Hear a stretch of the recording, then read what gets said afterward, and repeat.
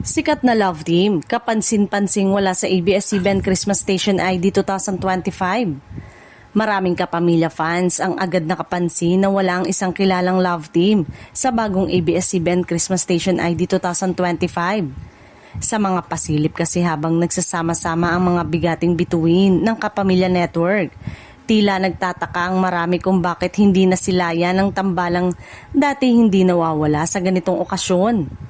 Sa social media, bumaha agad ang komento mula sa mga tagahanga na nagtatanong kung bakit absent ang nasabing love team na kilala sa kanilang chemistry sa mga teleserye at pelikula ng ABS-CBN. Ilan pa nga ay nagbahagi ng mga lumang video ng magkatambal noong mga nakaraang station IDs. Sabay sabing parang may kulang. Ayon sa ilang netizen, posibleng may conflict sa schedule o personal reason ang dahilan ng kanilang pagkawala.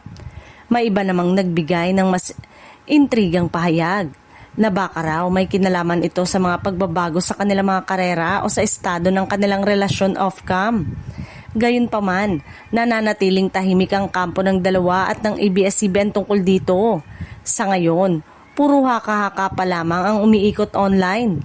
Samantala, kahit wala sila, hindi pa rin matatawaran ang magiging impact ng 2025 Christmas Station ID na puno ng inspirasyon at pagmamahalan.